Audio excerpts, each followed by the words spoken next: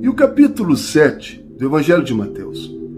Prosseguimos ainda com o Sermão da Montanha, onde Jesus Cristo segue falando de forma apaixonada aos seus. Jesus Cristo prossegue: Não julgueis, para que não sejais julgado, porque com o juízo com que julgar os outros, também julgarão a vós.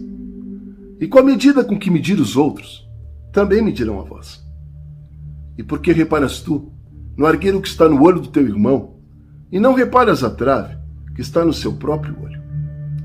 Ou como dirá teu irmão: Deixe-me tirar o argueiro que está no teu olho, estando uma trave no seu próprio olho?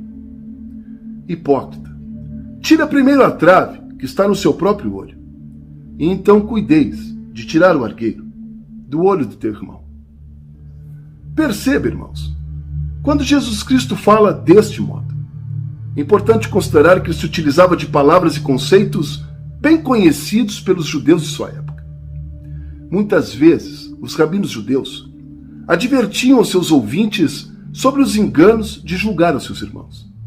Não raro, os fariseus ou líderes religiosos diziam: Aquele que julga favoravelmente ao seu próximo, também será julgado favoravelmente por Deus.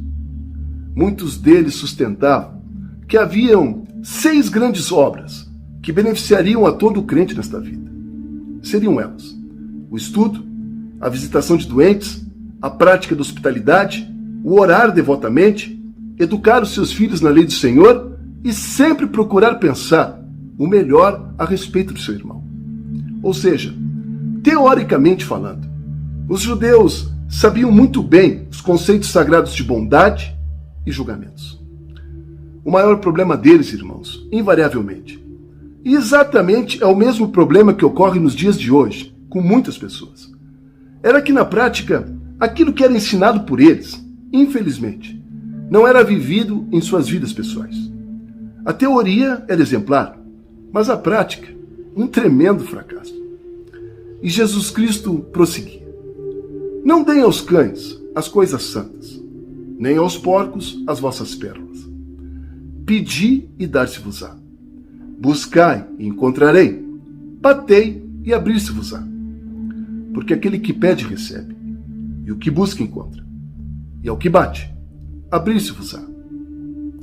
E qual dentre vós é o homem que, pedindo-lhe pão ao seu filho, lhe dará uma pedra? Ou pedindo ele um peixe, lhe dará uma serpente? Se vós, pois sendo maus, sabeis dar coisas boas aos seus filhos, quanto mais o vosso Pai, que estais nos céus, dará bens aos que lhe pedirem. Portanto, tudo o que vós quereis que os homens vos façam, fazei primeiro vós, porque esta é a lei e os profetas. Entrai pela porta estreita, porque larga é a porta e espaçoso o caminho que conduz à perdição. E porque estreita é a porta e apertado o caminho que conduz à vida, poucos a encontrarão. Acautelai-vos vós dos falsos profetas, que chegam até vós vestidos como ovelhas, mas interiormente são como lobos devoradores. Pelos seus frutos os conhecereis. Porventura, colhe-se uvas dos espinheiros ou figos dos abrolhos? Toda árvore boa produz bons frutos, e toda árvore má produz frutos maus. Não pode a árvore boa dar maus frutos, nem a árvore má dar frutos bons. Toda árvore que não dá bom fruto, corta-se e é lançada ao fogo. Portanto, pelos seus frutos os conhecereis. Nem todo aquele que me diz, Senhor, Senhor, entrará no reino dos céus, mas aquele que faz a vontade do meu Pai. E chegará o dia em que muitos dirão: Senhor, Senhor, não profetizemos nós em teu nome? E em teu nome não expulsamos demônios? E em teu nome não fizemos muitas maravilhas? E então Jesus lhes dirá abertamente: Apartai-vos de mim, vocês que praticam iniquidade. Em verdade vos digo, nunca os conheci. Todo aquele, pois, que escuta estas minhas palavras e as pratica, assemelhá-lo-ei ao homem prudente, que edificou a sua casa sobre a rocha, e desceu a chuva, correram os rios, assopraram os ventos, e a casa não caiu, pois estava edificado sobre a rocha. Assim como aquele que ouve estas minhas palavras e não as pratica, Compará-lo-ei ao homem insensato, que edificou a sua casa sobre a areia. E desceu a chuva, correram os rios, assopraram os ventos, e a casa caiu. E foi grande a sua queda. E por fim, irmãos, o capítulo 7 do Evangelho de Mateus termina falando acerca da autoridade de Jesus Cristo. Quando Jesus falava à multidão, todos se admiravam. Jesus sempre ensinou com autoridade, conhecimento e muita sabedoria. Ele não era como os mestres da lei, muito pelo contrário. A Bíblia nos diz que Jesus Cristo era a verdade em pessoa. Jesus Cristo era brilhante, inteligente, sábio, mas o que mais o fazia brilhar dentre a multidão era justamente a sua grande intimidade com o Pai e a sua forma de espelhar no seu exemplo aquilo que com autoridade ele sempre pregou.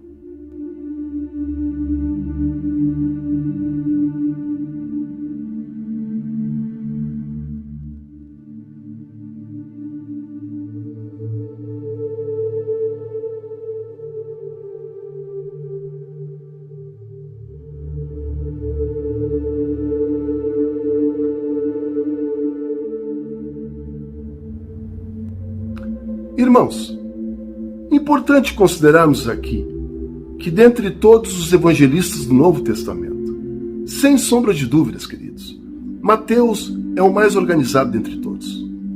Se pararmos para observarmos a maneira da sua escrita, a organização minuciosa de seus capítulos, sua maneira organizada de trazer os acontecimentos até nós, tudo isto nos traz como sinais de que, de fato, a organização estrutural e temática é um dos pontos fortes do grande Mateus. Todos os acontecimentos, passagens, ordem e sequência lógica obedecem a uma razão sempre muito bem fundamentada e estruturada por Mateus. Observem, amados, nos capítulos 5, 6 e 7, que acabamos de estudar, Mateus nos traz o Sermão da Montanha, ou seja, 3 longos capítulos, onde Mateus nos oferece um relato detalhado de todas as palavras poderosas pronunciadas por Jesus naquele monte. No entanto, agora, a partir do capítulo 8 deste Evangelho, Mateus passa a se ater mais acerca dos fatos, acontecimentos e milagres que envolveram a vida de Jesus Cristo. Assim segue nos contando a Bíblia Sagrada. E tendo Jesus descido do monte, uma grande multidão o esperava. Foi então que um leproso chegou próximo a Jesus e, ajoelhando-se junto a ele, disse: Senhor, eu sei que tu tens poder para, querendo, me curar. E Jesus Cristo, estendendo a sua mão junto ao leproso, toca naquele homem e diz: Sim, eu quero. Você está curado. E a Bíblia nos conta de que naquele exato momento, o homem ficou totalmente curado da lepra. Então Jesus Cristo lhe disse: Escute, não conte isto para ninguém. Agora vá, se apresente ao sacerdote e deixe que ele o examine. Depois, a fim de provar a todos que você está curado, vá e ofereça o sacrifício exatamente como ordena Moisés. E tendo saído dali, Jesus parte para a cidade de Cafarnaum, onde um oficial romano o esperava. E estando esse oficial à frente de Jesus, ele intercede pelo seu empregado, pedindo a Jesus nos seguintes termos: Senhor, o meu empregado está muito doente em minha casa, a ponto de sequer conseguir se mexer em sua cama. Ele está sofrendo demais, Senhor. Então, eu peço por ele. Ao que Jesus Cristo responde a este oficial: Vamos lá, eu irei curar o seu funcionário. Porém, o oficial romano responde a Jesus: Não, Senhor, de forma alguma. Eu não mereço que o Senhor entre na minha casa. Lance o Senhor mesmo apenas uma ordem, e certamente o meu funcionário ficará curado. Eu também estou debaixo da autoridade de oficiais superiores e tenho soldados que obedecem minhas ordens. Quando eu digo a um, vá lá, ele vai. Ou quando eu digo a outro, venha cá, ele vem. E digo também para o meu empregado: faça isto, e ele faz.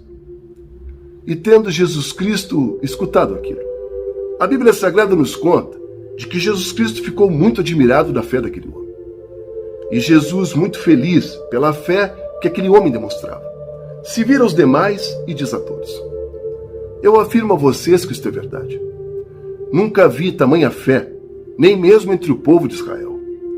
E digo isto a vocês, pois muita gente virá do leste e do oeste, e se sentarão à mesa do reino dos céus com Abraão, Isaque e Jacó. Mas, infelizmente, as pessoas que deveriam estar no reino de Deus serão jogadas fora, na escuridão. Ali vão chorar e ranger os dentes, pois grande será o desespero. E Jesus, voltando-se para o oficial, lhe diz: vá para casa, pois assim como crestes, será feito. E naquele exato momento, o empregado do oficial romano ficou completamente curado. E tendo Jesus saído dali e se dirigido à casa de Pedro, ele encontra a sogra de Pedro ardendo em febre. Então Jesus toca na mão dela e, tendo orado, a febre sai. E o verso 16 segue nos contando que depois do pôr do sol, alguns do povo levaram até Jesus Cristo muitas pessoas que estavam dominadas por demônios. E ele, apenas com uma palavra, expulsava os espíritos maus e curava todas as pessoas que estavam enfermas. Jesus Cristo fazia aquilo para que se cumprisse o que o profeta Isaías tinha dito a respeito dele. Disse o profeta: e ele levou as nossas doenças e carregou as nossas enfermidades. E vendo Jesus toda aquela multidão em volta dele, ele ordena aos discípulos que fossem para o lado leste do mar. E antes que fossem, o mestre da lei chegou perto de Jesus e disse: Mestre, eu estou pronto para segui-lo, aonde quer que o senhor vá. E Jesus, olhando para aquele homem, responde: as raposas têm as suas covas e os pássaros os seus ninhos, mas o filho do homem não tem onde repousar a cabeça. Logo em seguida, um outro seguidor de Jesus Cristo lhe diz: Senhor, deixe que eu volte e sepulte meu pai. Ao que Jesus Cristo responde a este homem: vem agora mesmo comigo e deixe que os mortos sepulte os seus mortos. Então Jesus subiu no barco e com seus discípulos partiram. E a Bíblia nos conta de que uma grande tempestade passou a agitar o barco. E as ondas eram tamanhas que começavam a cobrir a embarcação. E Jesus estava dormindo. Foi então que os discípulos, desesperados, chegaram próximo a Jesus e o acordaram, dizendo: socorro, Senhor, socorro! Nós vamos morrer. E Jesus Cristo, de forma serena, em total contraste à fúria do mar, pergunta a eles: por que vocês são assim tão medrosos? Como é pequena a fé de vocês? E tendo dito isto, Jesus se levanta e fala em alta voz, de maneira dura, com o vento e as ondas do mar. E por meio da sua ordem, tudo se acalma. E todos ali ficaram admirados e diziam entre si: que homem é este, que manda até no vento e nas ondas? E o verso 28 do Evangelho de Mateus nos conta de que, tendo Jesus chegado à região de Gadara, foram se encontrar com eles 2 homens que estavam dominados por demônios. Eles vinham do cemitério, onde, segundo as Escrituras, estavam morando. Eles eram tão violentos e perigosos que ninguém se arriscava a passar por aquele caminho. E eles começaram a gritar: Filho de Deus, o que o Senhor quer de nós? O Senhor veio aqui para nos castigar antes do tempo? E estando ali próximo a eles, uma vara de porcos, os demônios pediram a Jesus Cristo com insistência: se o Senhor veio aqui nos expulsar, então nos mande entrar naqueles porcos. E Jesus assim ordenou. Então os demônios saíram dos homens e entraram nos porcos. E estes se atiraram morro abaixo, morrendo afogado. E os homens que tomavam conta dos porcos fugiram para a cidade. E lá chegando, contaram tudo o que presenciaram aos demais. Foi então que todos os moradores daquela cidade saíram para se encontrar com Jesus Cristo. E quando o encontraram, pediam com insistência que fosse embora daquelas terras.